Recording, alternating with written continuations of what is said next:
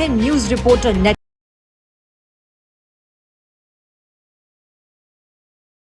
नमस्कार, आप देख रहे हैं न्यूज रिपोर्टर नेटवर्क और मैं हूं आपके साथ नूतन। आइए शुरू करते हैं खबरों का सिलसिला और सबसे पहले नजर डालते हैं सुर्खियों पर। अनाज भंडारण क्षमता बढ़ाने के लिए 1 लाख करोड़ रुपए की योजना को मंजूरी, अंतर मंत्रालयी समिति भी गठित। पूर्व सीएम त्रिवेंद्र सिंह रावत को लोकसभा के लिए बड़ी जिम्मेदारी, 5 लोकसभा सीटों के लिए बनाया गया प्रभारी। मौसम ने एक बार फिर बदली करवट, 4 धाम यात्रा के लिए नए पंजीकरण पर 15 जून तक के लिए रोक। और फूलों की घाटी यानी valley of flowers national park के गेट आज पर्यटकों के लिए खोल दिए गए। और अब नजर डालते हैं खबरों पर। केंद्रीय मंत्रिमंडल ने सहकारिता के क्षेत्र में अनाज भंडारण क्षमता बढ़ाने के लिए 1 लाख करोड़ रुपए की योजना को मंजूरी दी है। सूचना और प्रसारण मंत्री अनुराग सिंह ठाकुर ने आज मंत्रिमंडल की बैठक के बाद बताया कि सहकारिता क्षेत्र में विश्व की सबसे बड़ी अनाज भंडारण योजना के लिए एक अंतर मंत्रालयी समिति के गठन को मंजूरी दी गई है। इस योजना के क्रियान्वयन के लिए नेशनल लेवल पर कमेटी बनेगी, तो दूसरी राज्य के स्तर पर चीफ सेक्रेटरी के स्तर पर बनेगी और तीसरे जिला के स्तर पर कलेक्टर के अध्यक्षता में डिस्ट्रिक्ट कोऑपरेटिव डेवलपमेंट कमेटी बनेगी। ये हमारी भंडारण की क्षमता भी बढ़ाकर 2150 लाख टन बना देगी।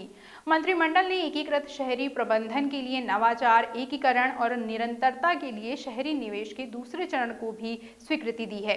आवास और शहरी कार्य मंत्रालय का ये कार्यक्रम 2023 से 2027 तक 4 वर्ष के लिए होगा।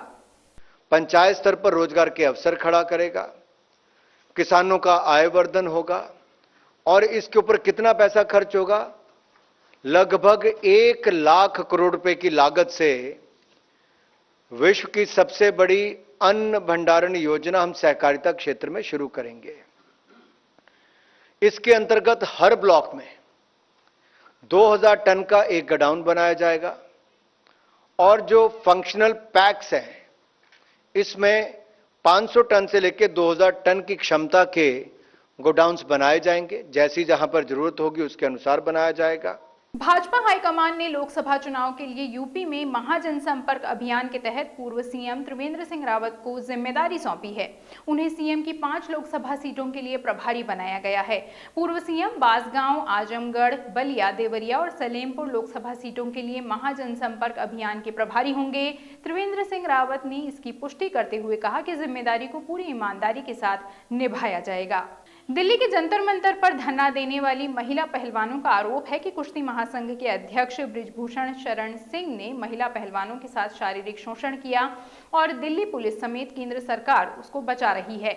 वहीं इसी मामले में महिला कांग्रेस द्वारा पूरे देश में प्रेस वार्ता की गई और इसी क्रम में आज देहरादून में प्रदेश महिला कांग्रेस के अध्यक्ष ज्योति गैरोला ने पत्रकारों से बातचीत में कहा कि महिला पहलवानों के साथ हुए दुराचार पर सरकार की चुप्पी के विरोध में वो सरकार को अल्टीमेटम देती हैं। अगर सरकार बृजभूषण के खिलाफ कार्रवाई नहीं करेगी तो महिला कांग्रेस प्रदेश में सीएम आवास का घेराव करेगी और दिल्ली में प्रधानमंत्री आवास पर भी घेराव करेगी। उन्होंने कहा कि महिला बाल विकास मंत्री स्मृति ईरानी समेत पूरी सरकार ने इस मामले पर चुप्पी साधी हुई है।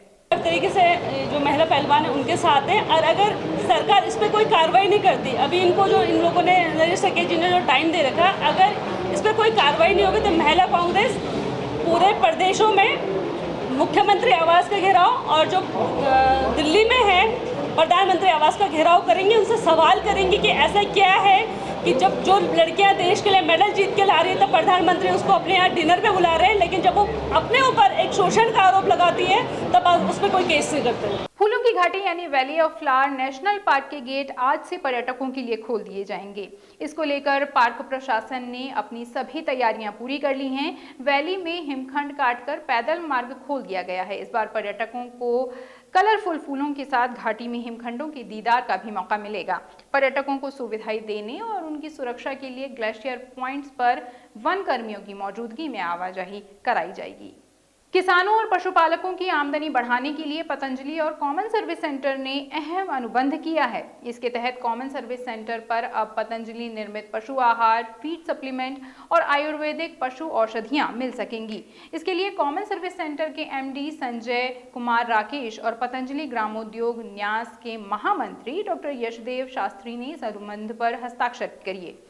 पतंजलि संस्थान का नेटवर्क देश के 700 से ज्यादा जिलों की 5000 तहसीलों में लाखों कार्यकर्ताओं के माध्यम से गांव-गांव तक फैला हुआ है। इस अनुबंध से देश के पशुपालकों को सीधे फायदा पहुंचेगा। सरकार ने एक बार फिर मौसम को देखते हुए केदारनाथ धाम के लिए ऑनलाइन नए पंजीकरण पर 15 जून तक के लिए रोक लगा दी है। अब तीर्थयात्री 16 जून के बाद ही यात्रा के लिए पंजीकरण करा पाएंगे। चारधाम यात्रा में मौसम की चुनौतियां सामने आ रही हैं, बावजूद इसके श्रद्धालुओं की भीड़ उमड़ रही है। खासकर केदारनाथ धाम में ठहरने की सीमित संख्या है, लेकिन सीमा से कई गुना अधिक तीर्थयात्री यहां पहुंच रहे हैं। इसी कारण नए पंजीकरण पर रोक लगानी पड़ी। इससे पहले 3 जून तक ऑफलाइन और ऑनलाइन दोनों तरह के पंजीकरण पर रोक लगाई गई थी। चारधाम यात्रा के लिए अब तक 38,87,000 से अधिक तीर्थयात्री पंजीकरण करा चुके हैं। इसमें केदारनाथ धाम के लिए 13,16,000, बद्रीनाथ धाम के लिए 11,51,000 पंजीकरण शामिल हैं। केदारनाथ धाम में अब तक 6,46,000 और बद्रीनाथ धाम में 5,24,000 से अधिक यात्री दर्शन कर चुके हैं। सीएम धामी ने श्रद्धालुओं को सलाह दी है कि मौसम की जानकारी प्राप्त कर ही यात्रा शुरू करें। धामी कैबिनेट ने कल 13 महत्वपूर्ण फैसलों पर अपनी मुहर लगाई। इनमें से एक नवीन चक्राता टाउनशिप परियोजना पर भी सरकार ने विधिक स्वीकृति प्रदान की है। इस महायोजना का मास्टर प्लान तैयार करने के लिए सरकार ने पहले ही 2 करोड़ रुपए स्वीकृत किए थे। जल्द ही चक्राता टाउनशिप में अपनी खूबसूरती बिखेरेगी। धामी कैबिनेट की मंजूरी मिलने से नवीन चक्राता टाउनशिप को बसाए जाने का रास्ता साफ होने पर चक्राता से बीजेपी नेता रामशरण नौटियाल ने सीएम धामी का आभार जताया है। उन्होंने बताया कि वो कई सालों से चक्राता को टाउनशिप दिलाए जाने की मांग को लेकर प्रयासरत थे और आखिरकार सीएम धामी ने अपनी घोषणा पर मुहर लगाते हुए चक्राता की जनता को सौगात दे दी है। रामशरण नौटियाल ने बताया कि मसूरी से बेहतर चक्राता टाउनशिप का एरिया होगा और मसूरी की सीमा से लेकर लखवाड़ यमुना पुल तक का क्षेत्र टाउनशिप में शामिल किया जाएगा। इस महापरियोजना से 40 गांव आंशिक रूप से जुड़ेंगे। वहीं टाउनशिप बनने से क्षेत्र के पर्यटन को बढ़ावा मिलेगा और रोजगार के नए अवसर भी सृजित होंगे। राजनीतिक अनिच्छा शक्ति और हम तो पहली बार ये चुनाव लड़े हैं। 1997 में मैं चेयरमैन था, 2002 तक रहा, तो अभी थोड़ा एक मौका मिला है मुझे चक्राता विधानसभा से चुनाव लड़ने का। वहाँ लोग बागों ने जैसे मुझे कहा कि इसको सबसे प्रायोरिटी पे उठाना है, तो मैंने लोगों से वादा भी किया था कि हाँ मैं उठाऊंगा। चुनाव जीतना हारना एक अलग चीज़ है। तो अपनी सरकार है, मैं सरकार को भी धन्यवाद देना चाहता हूँ, अपने माननीय मुख्यमंत्री जी का। तो मेरे पास कोई शब्द ही नहीं है उनको किस रूप में धन्यवाद करूँ। उन्होंने पर्सनल देहरादून में यूकेडी ने नर्सेस भर्ती में बाहरी लोगों को शामिल करने के विरोध में चिकित्सा परिषद के रजिस्ट्रार कार्यालय में धरना प्रदर्शन किया। साथ ही उत्तराखंड के स्थायी निवासियों को ही नियुक्ति में प्राथमिकता देने की मांग उठाई। यूकेडी ने चिकित्सा परिषद अध्यक्ष के माध्यम से सीएम को ज्ञापन भेजा। दरअसल नर्सेस भर्ती के 1564 पदों पर अभिलेख सत्यापन से पहले ही सोशल मीडिया पर तमाम सवाल उठाए जा रहे हैं। केंद्रीय मीडिया प्रभारी शिव प्रसाद सेमवाल ने बताया कि समूह ग भर्ती में प्रदेश का स्थायी निवासी होना जरूरी है। धरने पे बैठे हैं और हमारी मांग ये है कि नर्सिंग की भर्तियों में सिर्फ और सिर्फ उत्तराखंड के ही अस्थायी निवासियों को मौका दिया जाना चाहिए। यहाँ पर राजस्थान से लेकर के मध्य प्रदेश से लेकर के तमाम अभ्यर्थी यहाँ पर आए हुए हैं। हमारी ये मांग है कि एक्ट में भी यही व्यवस्था है कि सिर्फ उत्तराखंड के ही अस्थायी निवासियों को यहाँ पर मौका दिया जाना चाहिए। और हमारी एक मांग और है कि डॉक्यूमेंट जो भी हैं जिन्होंने भी फर्जी बनाए हैं, इनके डॉक्यूमेंट का प्रॉपर वेरिफिकेशन हो, उसके बाद ही ये फाइनल किया जाए। हाई कोर्ट ने इनसे 4 हफ्ते में जवाब मांगा था, इसको तत्काल दिया जाए। आज 18 हफ्ते हो गए, अभी तक कोई जवाब नहीं दिया है। उत्तराखंड क्रांति दल का ये अल्टीमेटम है कि अगर उत्तराखंड के अस्थायी निवासियों से इतर कोई और नर्सिंग में भर्ती होता है तो हम लोग इसके लिए व्यापक जन आंदोलन छेड़ेंगे। ये भर्तियां फिर हम किसी भी कीमत पे नहीं होंगी। धर्मनगरी हरिद्वार में कच्ची शराब का जखीरा तो आबकारी विभाग को मिल जाता है, लेकिन कोई भी गिरफ्तारी आबकारी विभाग द्वारा नहीं की जाती है। एक बार फिर हरिद्वार में कच्ची शराब के खिलाफ आबकारी विभाग का अभियान जारी है। आबकारी विभाग की टीम ने पथरी क्षेत्र के गांव केदारपुर में कच्ची शराब की भट्टियां नष्ट करते हुए कच्ची शराब बरामद की है। हर बार की तरह इस बार भी कोई गिरफ्तारी आबकारी विभाग द्वारा नहीं की गई है। मौके से पहले ही शराब तस्कर फरार हो गए। पथरी शराब कांड के बाद आबकारी विभाग लगातार कच्ची शराब के खिलाफ कार्रवाई में जुटा हुआ है। जिला आबकारी अधिकारी प्रभाशंकर मिश्रा ने जानकारी देते हुए बताया कि ग्रामीण क्षेत्र में केदारपुर गांव में पथरी नाले के पास अलग अलग स्थानों पर लगभग हजारों लीटर लहन नष्ट किया गया और कच्चे शराब के साथ अवैध शराब बनाने वाली भट्टियां भी नष्ट की गई हैं। पथरी नाले पे दिनारपुर में भारी मात्रा में अवैध कच्ची शराब की भट्टियों को नष्ट किया गया और भारी मात्रा में लहन को तोड़ा गया है। जिलाधिकारी महोदय द्वारा दिए गए निर्देश के क्रम में अवैध भट्टियों के अड्डों को नष्ट किया जा रहा है तथा शहरों में जहाँ जहाँ अवैध तरीके से शराब बिक रही है वहाँ पर जो है कठोर कार्रवाई की जा रही है। इसी तरीके से मदिरा दुकानों पर भी रेड लिस्ट और ओवर ईटिंग को कल रुड़की में चेक किया गया है। कई मदिरा दुकानों पर उल्लंघन दर्ज किए गए हैं।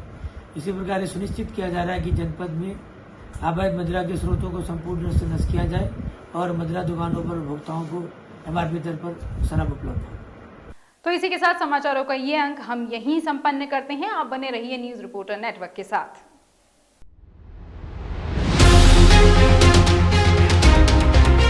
ये है न्यूज रिपोर्टर नेटवर्क। आप देख रहे हैं न्यूज रिपोर्टर लाइव। सोच आपकी, आवाज हमारी।